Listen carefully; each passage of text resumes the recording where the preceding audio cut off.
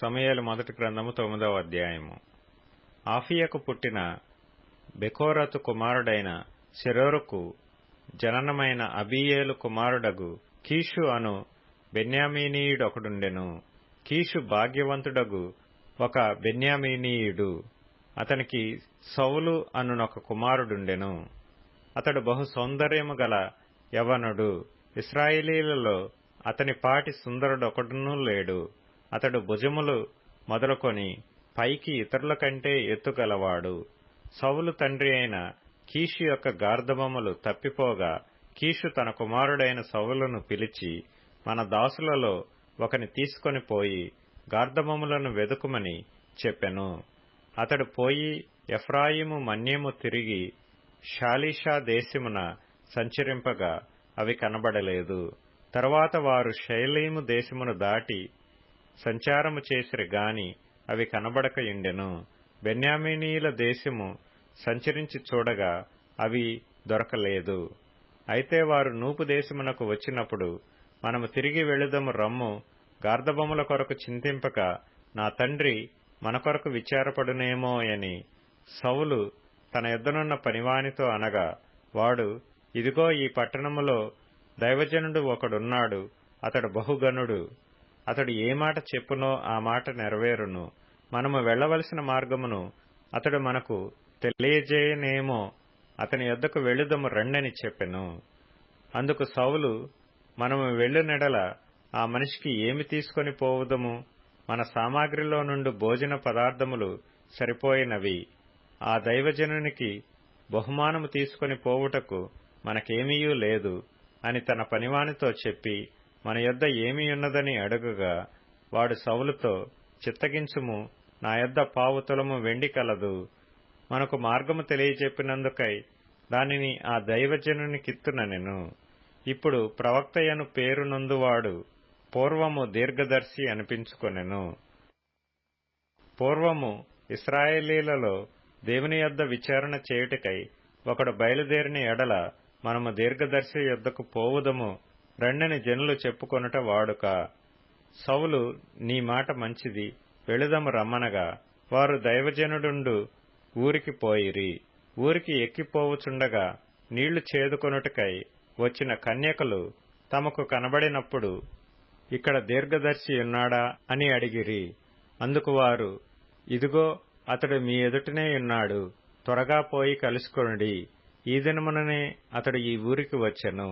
నేడు ఉన్నత స్థలమందు జనులకు బలి జరుగును గనుక ఊరిలోనికి మీరు పోయిన క్షణమందే అతడు భోజనము చేయుటకు ఉన్నతమైన స్థలమునకు వెళ్లక మునుపే మీరు అతని కనుగొందురు. అతడు రాకమునుపు జనులు భోజనము చేయరు. అతడు బలిని ఆశీర్వదించిన తరువాత పిలువబడిన వారు భోజనము చేయుదురు. మీరు ఎక్కిపొండి, అతన్ని చూచుటకు ఇదే సమయమని చెప్పిరి. వారు ఊరిలోనికి రాగా ఉన్నతమైన స్థలమునకు పోవుచున్న సమూయేలు వారికి ఎదురుపడెను. సౌలు అచ్చటికి రేపు వచ్చునని యెహోవా సమూయేలునకు తెలియజేసెను. ఎట్లనగా, నా జనుల మొర్ర నా యొద్దకు వచ్చెను, నేను వారిని దృష్టించి ఉన్నాను. కాగా ఫిలిష్తీయుల చేతిలో నుండి నా జనులను విడిపించుటకై నా జనులైన ఇశ్రాయేలీల మీద వానిని అధికారినిగా అభిషేకించుటకు గాను రేపు ఈ వేళకు నేను బెన్యామీను దేశములో నుండి ఒక మనిషిని నీ యొద్దకు రప్పించుదును. సౌలు సమూయేలునకు కనబడగానే యెహోవా, ఇతడే నేను నీతో చెప్పిన మనిషి, ఇదిగో ఇతడే నా జనులను ఏలునని అతనితో సెలవిచ్చెను. సౌలు గవినియందు సమూయేలును కనుగొని, దీర్ఘదర్శి ఇల్లు ఏది? దయచేసి నాతో చెప్పుమని అడుగగా, సమూయేలు సౌలుతో, నేనే దీర్ఘదర్శిని. ఉన్నతమైన స్థలమునకు నాకు ముందు వెళ్ళుడి. నేడు మీరు నాతో కూడా భోజనము చేయవలెను. రేపు నీ మనసులోనున్నదంతయు నీకు తెలియజేసి నిన్ను వెళ్లనిచ్చెదను. 3 దినముల క్రిందట తప్పిపోయిన నీ గార్ధబములను గూర్చి విచారపడకుము, అవి దొరికినవి. ఇశ్రాయేలీయుల అభీష్టము ఎవరియందున్నది? నీయందును నీ తండ్రి ఇంటి వారియందును గదా అనెను. అందుకు సౌలు, నేను బెన్యామీనీయుడను కానా? నా గోత్రము ఇశ్రాయేలీల గోత్రములలో స్వల్పమైనది కాదా? నా ఇంటివారు బెన్యామీను గోత్రపు ఇంటివారందరిలో అల్పులు కారా? నాతో ఈలాగన ఎందుకు పలుకుచున్నావు అనెను. అయితే సమూయేలు సౌలును అతని పనివానిని భోజనపు శాలలోనికి తోడుకొని పోయి పిలువబడిన దాదాపు 30 మందిలో ప్రధాన స్థలమందు వారిని కూర్చుండబెట్టి పచనకర్తతో నేను నీ దగ్గర నుంచుమని చెప్పి నీ చేతికిచ్చిన భాగమును తీసుకుని రమ్మనగా పచనకర్త జబ్బను దానిమీదనున్న దానిని తీసుకొని వచ్చి సౌలు ఎదుట ఉంచగా సమూయేలు సౌలుతో ఇట్లనెను, చూడుము, మనము కలుసుకొను కాలమునకై దాచియించబడిన దానిని నీకు పెట్టియున్నాడు. జనులను పిలిచితునని నేను పచనకర్తతో చెప్పినప్పుడు ఇది నీ కొరకుంచవలసినదని చెప్పితిని. ఆ దినమున సౌలు సమూయేలుతో కూడా భోజనము చేసెను. పట్టణస్థులు ఉన్నతమైన స్థలము మీద నుండి దిగుచుండగా సమూయేలు సౌలుతో మిద్దె మీద మాట్లాడుచుండెను. మరునాడు తెల్లవారునప్పుడు సమూయేలు మిద్దె మీదనున్న సౌలును పిలిచి, నేను నిన్ను సాగనంపుటకై లెమ్ము అని చెప్పగా సౌలు లేచెను. తరువాత వారిద్దరూ బయలుదేరి ఊరి చివరకు వచ్చుచుండగా సమూయేలు సౌలుతో, మనకంటే ముందుగా వెళ్ళుమని ఈ పనివానితో చెప్పుము. దేవుడు సెలవిచ్చినది నేను నీకు తెలియజెప్పు వరకు నీవు ఇక్కడ నిలిచియుండుమనెను. అంతటా వాడు వెళ్ళెను. సమూయేలు మొదటి గ్రంథము 10వ అధ్యాయము. అప్పుడు సమూయేలు తైలపు బుడ్డి పట్టుకొని సౌలు తల మీద తైలము పోసి అతని ముద్దు పెట్టుకొని, యెహోవా నిన్ను అభిషేకించి తన స్వాస్థ్యము మీద అధిపతిగా నియమించియున్నాడు అని చెప్పి ఈలాగు సెలవిచ్చెను. ఈ దినమున నీవు నా యొద్ద నుండి పోయిన తరువాత బెన్యామీను సరిహద్దులో సెల్సహులో నుండు రాహేలు సమాధి దగ్గర 2 మనుషులు నీకు కనబడుదురు. వారు నీవు వెదకబోయిన గార్ధబొమ్మలు దొరికినవి, నీ తండ్రి తన గార్ధబొమ్మల కొరకు చింతింపక నా కుమారుని కనుగొనుటకై నేనేమి చేతునని నీ కొరకు విచారపడుచున్నాడని చెప్పుదురు. తరువాత నీవు అక్కడ నుండి వెళ్లి తాబోరు మైదానమునకు రాగానే అక్కడ బేతేలునకు దేవుని యొద్దకు పోవు 3 మనుష్యులు నీకు ఎదురుపడుదురు. ఒకడు 3 మేకపిల్లలను, ఒకడు 3 రొట్టెలను, ఇంకొకడు ద్రాక్షరసపు తిత్తిని మోయిచూ వత్తురు. వారు నిన్ను కుశల ప్రశ్నలు అడిగి నీకు 2 రొట్టెలు ఇత్తురు. అవి వారి చేత నీవు తీసుకొనవలెను. ఇలాగన పోవచ్చు ఫిలిష్తీయుల దండు కాపువారుండు దేవుని కొండకు చేరుదువు. అచ్చట ఊరి దగ్గరకు నీవు రాగానే స్వరమండలము, తంబూర, సన్నాయి, సితారా వాయించు వారి వెనుక ఉన్నతమైన స్థలము నుండి దిగివచ్చు ప్రవక్తల సమూహము నీకు కనబడును. వారు ప్రకటన చేయిచూ వత్తురు. యెహోవా ఆత్మ నీ మీదికి బలముగా దిగివచ్చును. నీవు వారితో కలిసి ప్రకటన చేయుచుండగా నీకు క్రొత్త మనస్సు వచ్చును. దేవుడు నీకు తోడుగా నుండును గనుక ఈ సూచనలు నీకు సంభవించిన తరువాత నీకు మంచిదని తోచిన దాని చేయుము. నాకంటే ముందు నీవు గిల్గాలునకు వెళ్ళగా దహన బలులను సమాధాన బలులను అర్పించుటకై నేను నీ యొద్దకు దిగి వత్తును. నేను నీ యొద్దకు వచ్చి నీవు చేయవలసిన దానిని నీకు తెలియజేయ వరకు 7 దినముల పాటు నీవు అచ్చట నిలువవలెను. అతడు సమూయేలు యొద్ద నుండి వెళ్లిపోవుటకై తిరుగగా దేవుడు అతనికి క్రొత్త మనస్సు అనుగ్రహించెను. ఆ దినముననే ఆ సూచనలు కనబడెను. వారు ఆ కొండ దగ్గరకు వచ్చినప్పుడు ప్రవక్తల సమూహము అతనికి ఎదురుపడగా దేవుని ఆత్మ బలముగా అతని మీదికి వచ్చెను. అతడు వారి మధ్యను ఉండి ప్రకటన చేయుచుండెను. పూర్వము అతని నెరిగిన వారందరూ అతడు ప్రవక్తలతో కూడా నుండి ప్రకటించుట చూచి, కీషు కుమారునికి సంభవించినదేమిటి? సౌలును ప్రవక్తలలోనున్నాడా అని ఒకనితో ఒకడు చెప్పుకొనగా ఆ స్థలమందుండు ఒకడు వారి తండ్రి ఎవడని అడిగెను. అందుకు సౌలును ప్రవక్తలలోనున్నాడా అను సామెత పుట్టెను. అంతటా అతడు ప్రకటించుట చాలించి ఉన్నత స్థలమునకు వచ్చెను. సౌలు యొక్క పినతండ్రి అతనిని అతని పనివానిని చూచి, మీరిద్దరూ ఎక్కడికి పోతిరని అడుగగా అతడు, గార్ధబొమ్మలను వెదకపోతిమి, అవి కనబడకపోగా సమూయేలు నొద్దకు పోతిమని చెప్పినప్పుడు సౌలు పినతండ్రి, సమూయేలు నీతో చెప్పిన సంగతి నాతో చెప్పుమని అతనితో అనగా, సౌలు గార్ధబొమ్మలు దొరికినవని అతడు చెప్పెనని తన పినతండ్రితో అనెను గాని రాజ్యమును గూర్చి సమూయేలు చెప్పిన మాటను తెలుపలేదు. తరువాత సమూయేలు మిస్పాకు యెహోవా యొద్దకు జనులను పిలువనంపించి ఇశ్రాయేలీలతో ఇట్లనెను, ఇశ్రాయేలీల దేవుడైన యెహోవా ఈలాగున సెలవిచ్చుచున్నాడు, నేను ఇశ్రాయేలీలైన మిమ్మును ఐగుప్తు దేశములో నుండి రప్పించి ఐగుప్తీయుల వశములో నుండియు మిమ్మును బాధపెట్టిన జనములన్నిటి వశములో నుండియు విడిపించితిని. అయినను మీ దుర్దశలన్నిటినీ ఉపద్రవములన్నిటినీ పోగొట్టి మిమ్మును రక్షించిన మీ దేవుని మీరు ఇప్పుడు విసర్జించి మా మీద ఒకని రాజుగా నియమింపుమని ఆయనను అడిగియున్నారు. కాబట్టి ఇప్పుడు మీ గోత్రముల చొప్పునను మీ కుటుంబముల చొప్పునను మీరు యెహోవా సన్నిధిని హాజరు కావలెను. ఇశ్రాయేలీల గోత్రములన్నిటినీ సమూయేలు సమకూర్చగా బెన్యామీను గోత్రము ఏర్పడెను. బెన్యామీను గోత్రమును వారి ఇంటి కూటముల ప్రకారము అతడు సమకూర్చగా మత్రి ఇంటి కూటము ఏర్పడెను. తరువాత కీషు కుమారుడైన సౌలు ఏర్పడెను. అయితే జనులు అతని వెదికినప్పుడు అతడు కనబడలేదు. కావున వారు, ఇక్కడికి ఇంకొక మనుష్యుడు రావలసి ఉన్నదా అని యెహోవా యొద్ద విచారణ చేయగా, యెహోవా, ఇదిగో అతడు సామానులో దాగియున్నాడని సెలవిచ్చెను. వారు పరిగెత్తిపోయి అక్కడి నుండి అతని తోడుకొని వచ్చిరి. అతడు జనసమూహంలో నిలిచినప్పుడు భుజములు మొదలుకొని పైకి ఇతరుల కంటే ఎత్తుగలవాడుగా కనబడెను. అప్పుడు సమూయేలు, జనులందరిలో యెహోవా ఏర్పరచిన వానిని మీరు చూచితిరా?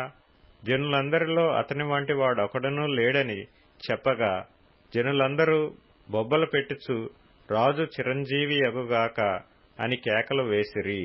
తర్వాత సమూయేలు రాజ్యపాలన పద్ధతిని జనులకు వినిపించి ఒక గ్రంథమందు రాసి యెహోవా సన్నిధిని దానిని నుంచెను. అంతట సమూయేలు జనులందరినీ వారి వారి ఇండ్లకు పంపివేశెను. సౌలును గిబియాలోని తన ఇంటికి వెళ్లిపోయెను. దేవుని చేత హృదయ ప్రేరేపణ నొందిన శూరులు అతని వెంట వెళ్లిరి. పనికిమాలిన వారు కొందరు ఈ మనుష్యుడు మనలను ఎలాగు రక్షింపగలడని చెప్పుకొనుచు అతని నిర్లక్ష్యము చేసి అతనికి కానుకలు తీసుకొని రాకుండగా అతడు చెవిటివాడైనట్టు ఊరకుండెను.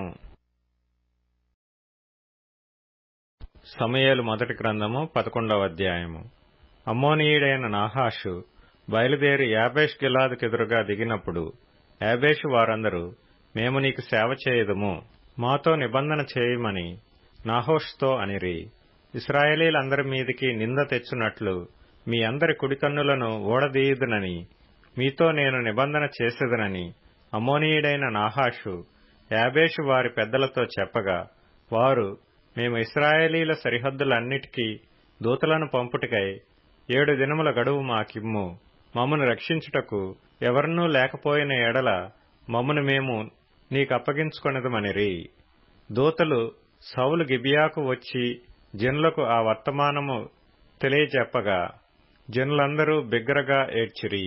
సౌలు పొలము నుండి పశువులను తోలుకొని వచ్చుచు జనులు ఏడ్చుటకు హేతువేమని అడుగగా వారు యాబేషు వారు తెచ్చిన వర్తమానము అతనికి తెలియజేసిరి. సౌలు ఆ వర్తమానము వినగానే దేవుని ఆత్మ అతని మీదకు బలముగా వచ్చెను.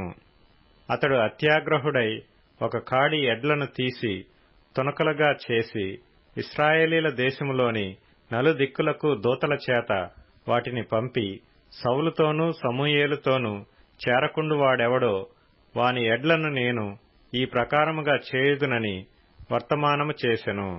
అందువలన యెహోవా భయము జనుల మీదికి వచ్చెను గనుక ఎవడైనను నిలువకుండా వారందరూ వచ్చిరి. అతడు బెజకులో వారిని లెక్కపెట్టగా ఇశ్రాయేలు వారు 3,00,000 మందియు యూదావారు 30,000 మందియు అయిరి.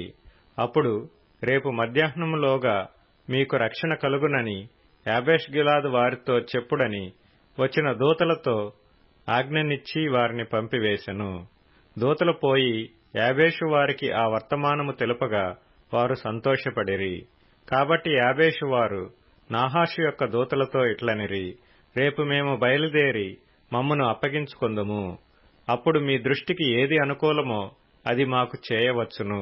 మరునాడు సౌలు జనులను 3 సమూహములుగా చేసిన తరువాత వారు తెల్లవారు సమయమున దండు మధ్యను చొచ్చి మధ్యాహ్నములోగా అమ్మోనీయులను హతము చేయగా వారిలో మిగిలిన వారు ఇద్దరేసి కూడి పోజాలకుండా చెదరిపోయిరి.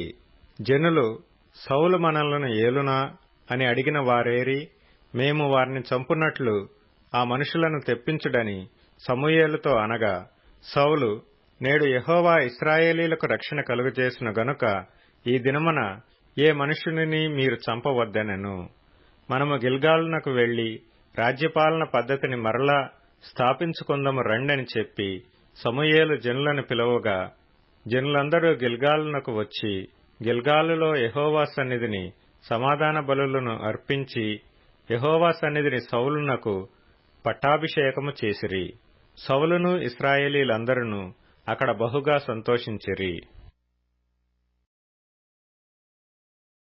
సమూయేలు మొదటి గ్రంథము 12వ అధ్యాయము. అప్పుడు సమూయేలు ఇశ్రాయేలీలందరితో ఇట్లనెను, ఆలకించుడి, మీరు నాతో చెప్పిన మాటను అంగీకరించి మీ మీద ఒకని రాజుగా నియమించియున్నాను. రాజు మీ కార్యములను జరిగించును. నేను తల నెరిసిన ముసలివాడను, నా కుమారులు మీ మధ్యనున్నారు. బాల్యము నాటి నుండి నేటి వరకు నేను మీ కార్యములను జరిగించుచూ వచ్చితిని. ఇదిగో నేనున్నాను.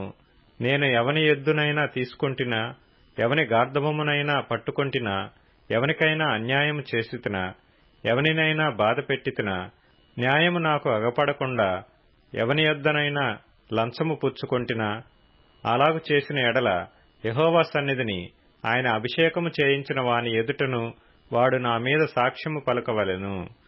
అప్పుడు నేను మీ ఎదుట దానిని మరలా నిత్తుననెను.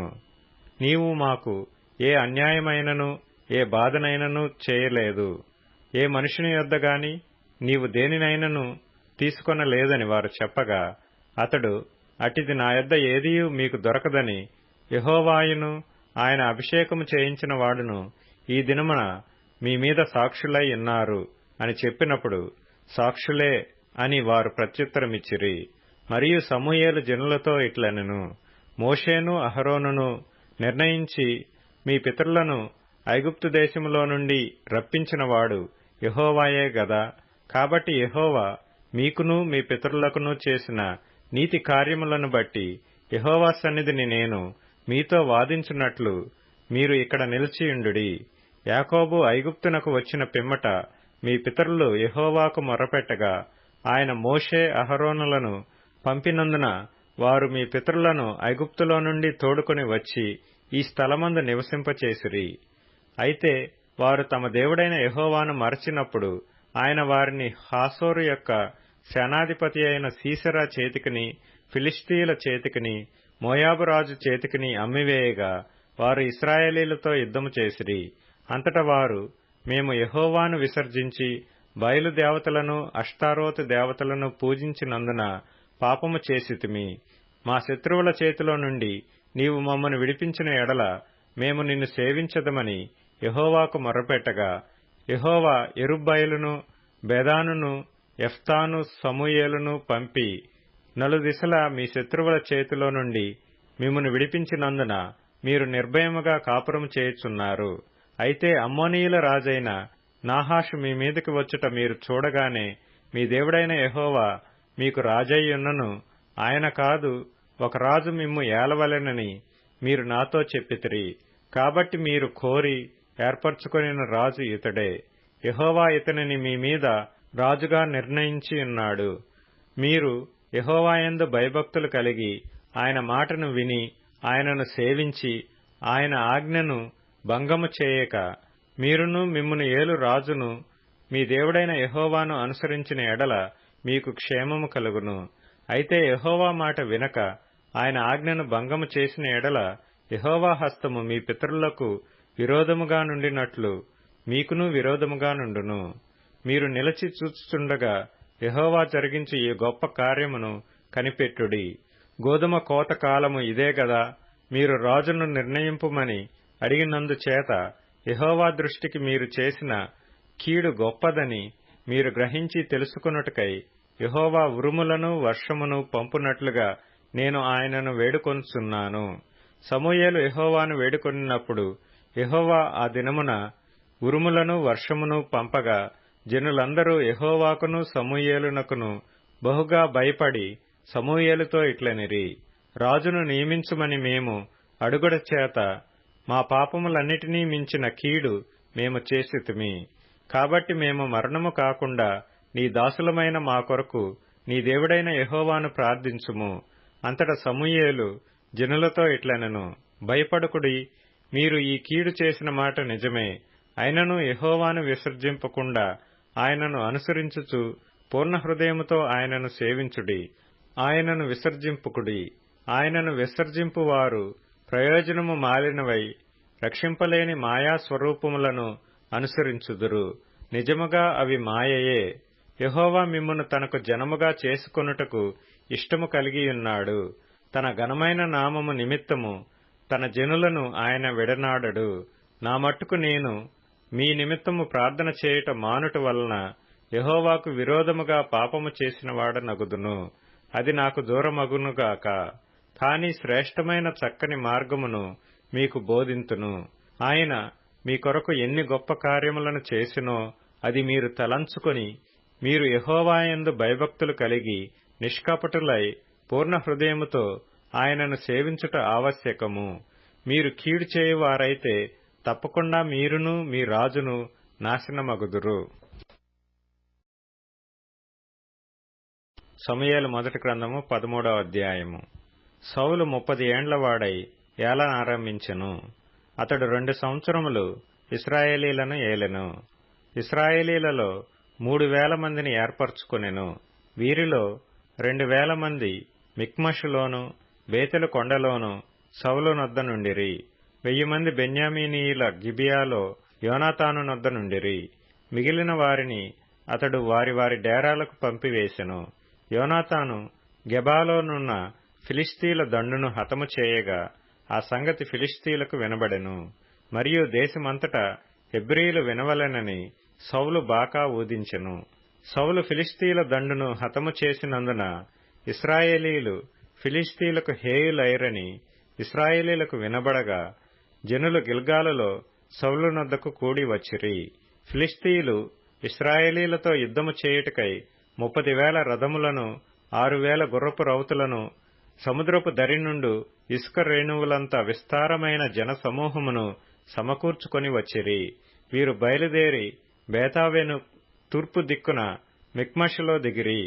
ఇశ్రాయేలీయులు దిగులుపడుచూ వచ్చి తాము ఇరుకులోనున్నట్టు తెలుసుకొని గుహలలోనూ పొదలలోనూ మెట్టలలోనూ ఉన్నత స్థలములలోనూ కూపములలోనూ దాగిరి. కొందరు హెబ్రీయులు యొర్దాను నది దాటి గాదు దేశమునకును గిలాదునకును వెళ్లిపోయిరి గాని సౌలు ఇంకనూ గిల్గాలులోనే ఉండెను.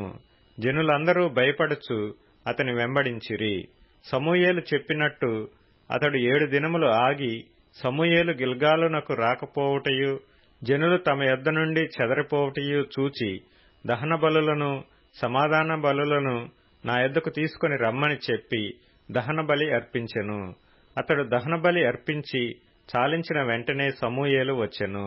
సౌలు అతనిని కలుసుకొని అతనికి వందనము చేయుటకై బయలుదేరగా సమూయేలు అతనితో నీవు చేసిన పని ఏమని అడిగెను. అందుకు సౌలు జనులు నా యొద్ద నుండి చెదరిపోవుటయు నిర్ణయకాలమున నీవు రాకపోవుటయు ఫిలిష్తీయులు మిక్మషులో కూడియుండుటయు నేను చూచి ఇంకనూ యెహోవాను శాంతిపరచక మునుపే ఫిలిష్తీయులు గిల్గాలునకు వచ్చి నా మీద పడుదురనుకొని నా అంతట నేను సాహసించి దహనబలి అర్పించితినెను. అందుకు సమూయేలు ఇట్లనెను, నీ దేవుడైన యెహోవా నీకిచ్చిన ఆజ్ఞను గైకొనక నీవు అవివేకపు పని చేసితివి. నీ రాజ్యమును ఇశ్రాయేలీల మీద సదాకాలము స్థిరపరచుటకు యెహోవా తలచియుండెను. అయితే నీ రాజ్యము నిలువదు. యెహోవా తన చిత్తానుసారమైన మనస్సుగల ఒకని కనుగొనియున్నాడు. నీకు ఆజ్ఞాపించిన దాని నీవు గైకొనకపోతివి గనుక యెహోవా తన జనుల మీద అతనిని అధిపతినిగా నియమించును. సమూయేలు లేచి గిల్గాలును విడిచి బెన్యామీనీయుల గిబియాకు వచ్చెను. సౌలు తన యొద్దనున్న జనులను లెక్కపెట్టగా వారు దాదాపు 600 మంది యుండిరి. సౌలును అతని కుమారుడైన యోనాతానును తమ దగ్గరనున్న వారితో కూడా బెన్యామీనీయుల గిబియాలో ఉండిరి. ఫిలిష్తీయులు మిక్మషులో దిగియుండిరి. మరియు ఫిలిష్తీయుల పాలెములో నుండి దోపుడుగాండ్రు 3 గుంపులుగా బయలుదేరి ఒక గుంపు షూయాలు దేశమున ఓప్రాకు పోవు మార్గమున సంచరించెను. రెండవ గుంపు బేత్ హోరోనుకు పోవు మార్గమున సంచరించెను. మూడవ గుంపు అరణ్య సమీపమందుండు జెబోయిము లోయ సరిహద్దు మార్గమున సంచరించెను. హెబ్రీయులు కత్తులను ఈటెలను చేయించుకొందురేమో అని ఫిలిష్తీయులు ఇశ్రాయేలీల దేశమందంతటా కమ్మరవాండ్రు లేకుండా చేసియుండిరి. కాబట్టి ఇశ్రాయేలీలందరూ తమ నక్కులను, పారలను, గొడ్డండ్రును, పోటకత్తులను పదును చేయించుటకై ఫిలిష్తీయుల దగ్గరకు పోవలసి వచ్చెను. అయితే నక్కులకును, పారలకును, 3 ముండ్లు గల కొంకులకును, గొడ్డండ్రుకును, మునుకోల కర్రలు సరిచేయుటకును ఆకురాళ్లు మాత్రము వారి యొద్ద నుండెను. కాబట్టి యుద్ధ దినమందు సౌలునొద్దను యోనాతానునొద్దను ఉన్న జనులలో ఒకని చేతిలోనైనను కత్తియే గాని ఈటియే గాని లేకపోయెను. సౌలునకును అతని కుమారుడైన యోనాతానునకును మాత్రము అవి ఉండెను. ఫిలిష్తీయుల దండు కావలివారు కొందరు మిక్మషు కనుమకు వచ్చిరి. కీర్తనల గ్రంథం 68వ కీర్తన. దేవుడు లేచునుగాక, ఆయన శత్రువులు చెదిరిపోవుదురుగాక. ఆయనను ద్వేషించువారు ఆయన సన్నిధి నుండి పారిపోవుదురుగాక. పొగ చెదరగొట్టబడునట్లు నీవు వారిని చెదరగొట్టుము. అగ్నికి మైనము కరుగునట్లు భక్తిహీనులు దేవుని సన్నిధికి కరిగి నశించుదురుగాక. నీతిమంతులు సంతోషించుదురుగాక, వారు దేవుని సన్నిధిని ఉల్లసించుదురుగాక.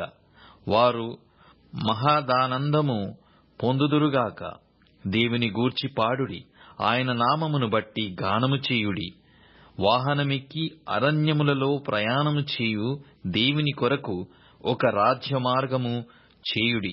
యెహోవా అను ఆయన నామమును బట్టి ఆయన సన్నిధిని ప్రహర్షించుడి. తన పరిశుద్ధాలయమందుండు దేవుడు తండ్రి లేని వారికి తండ్రియు విధవరాండ్రకు న్యాయకర్తయునై ఉన్నాడు. దేవుడు ఏకాంగులను సంసారులుగా చేయువాడు. ఆయన బంధింపబడిన వారిని విడిపించి వారిని వర్ధిల్ల చేయువాడు. విశ్వాసఘాతకులు నిర్జల దేశమందు నివసించుదురు. దేవా, నీవు నీ ప్రజల ముందర బయలుదేరినప్పుడు, అరణ్యములో నీవు ప్రయాణము చేసినప్పుడు భూమి వెనకెను, దేవుని సన్నిధిని అంతరిక్షము దిగజారెను. ఇశ్రాయేలు దేవుడగు దేవుని సన్నిధిని ఆవలి సీనాయి కంపించెను. దేవా, నీ స్వాస్థ్యము మీద నీవు వర్షము సమృద్ధిగా కురిపించితివి. అది అలసియుండగా నీవు దానిని బలపరిచితివి. నీ సమూహము దానిలో నివసించును. దేవా, నీ అనుగ్రహము చేత దీనులకు సదుపాయము కలగజేసితివి. ప్రభువు మాట సెలవిచ్చుచున్నాడు, దానిని ప్రకటించు స్త్రీలు గొప్ప సైన్యముగా ఉన్నారు. సేనల రాజులు పారిపోయెదరు. ఇంట నిలిచినది దోపుడు సొమ్ము పంచుకొనును. గొర్రెల దొడ్ల మధ్యను మీరు పండుకొనగా గువ్వల రెక్కలు వెండితో కప్పబడినట్టున్నది. వాటి ఈకెల రెక్కలు పచ్చని బంగారుతో కప్పబడినట్టున్నది. సర్వశక్తుడు అక్కడ రాజులను చెదరగొట్టినప్పుడు సల్మోను మీద హిమము కురిసినట్లాయెను. భాషాను పర్వతము దేవ పర్వతము, భాషాను పర్వతము శిఖరములు గల పర్వతములారా, దేవుడు నివాసముగా కోరుకొన్న కొండను మీరేలా ఓరచూపులు చూచుతున్నారు? యెహోవా నిత్యము అందులోనే నివసించును.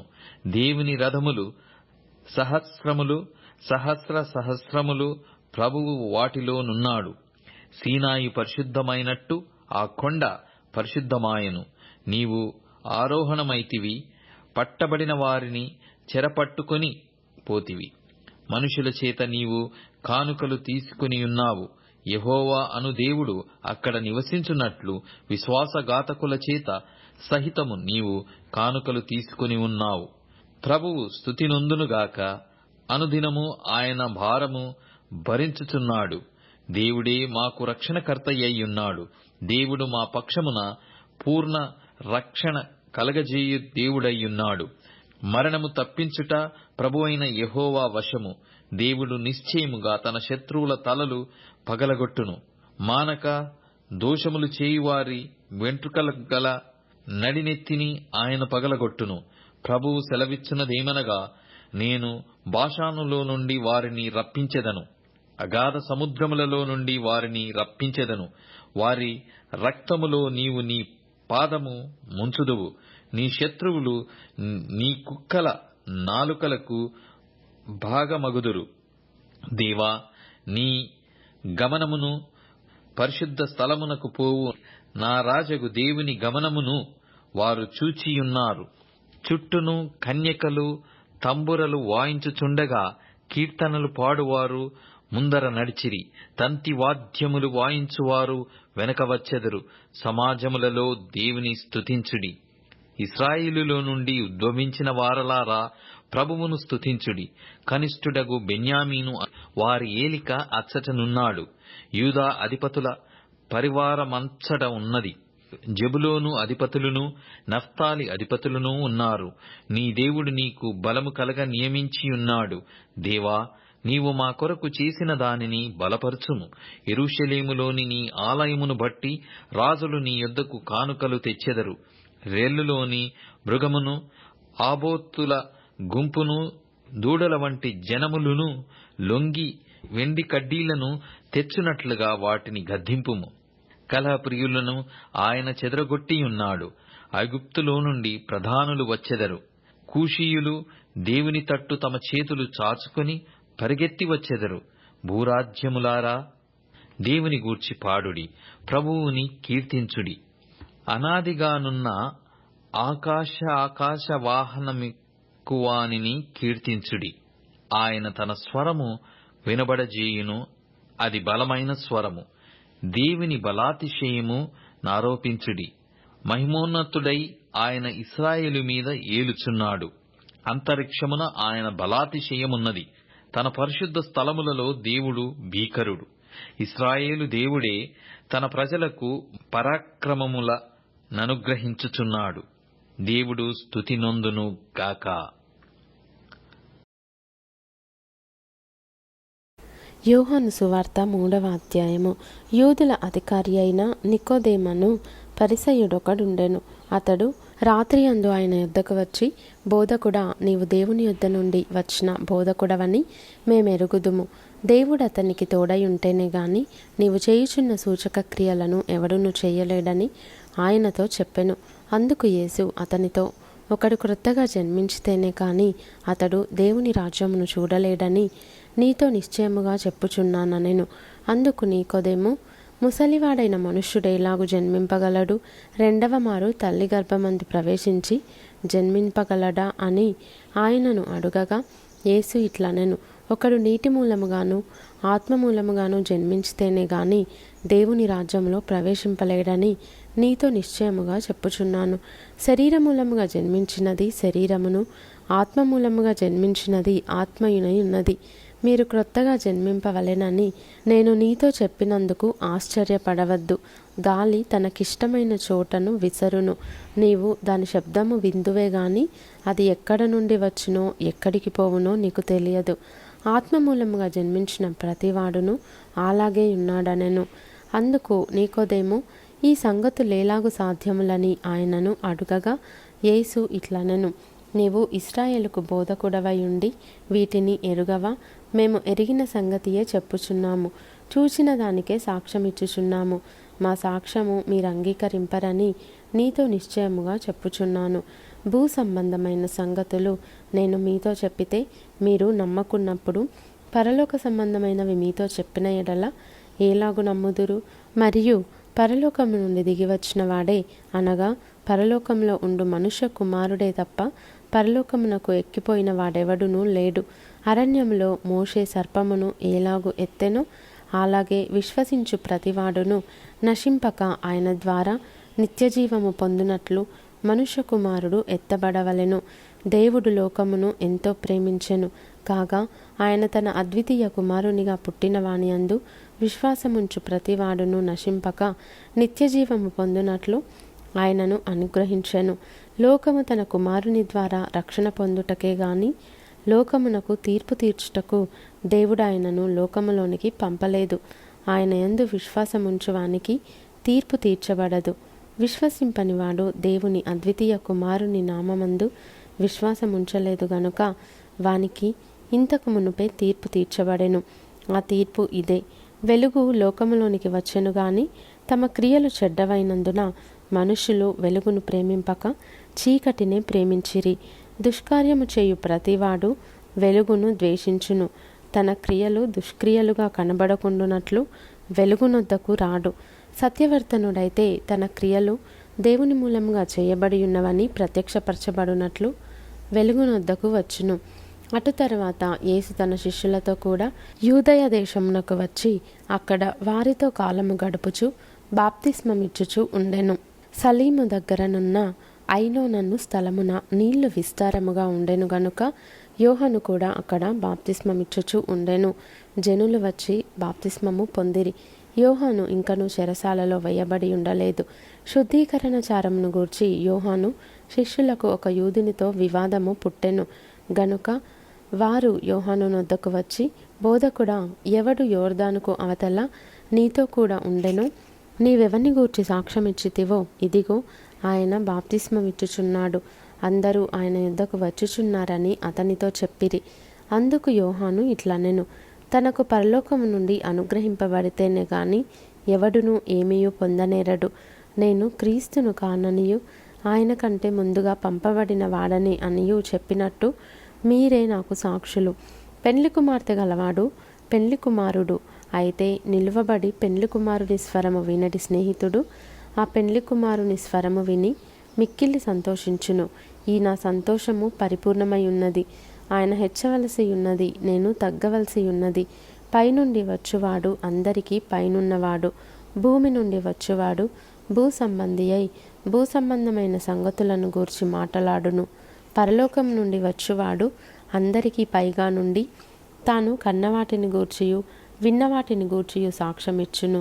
ఆయన సాక్ష్యము ఎవడును అంగీకరింపడు. ఆయన సాక్ష్యము అంగీకరించిన వాడు దేవుడు సత్యవంతుడను మాటకు ముద్ర వేసి ఉన్నాడు. ఏలయనగా దేవుడు తాను పంపిన వానికి కొలత లేకుండా ఆత్మను అనుగ్రహించును గనుక ఆయన దేవుని మాటలే పలుకును.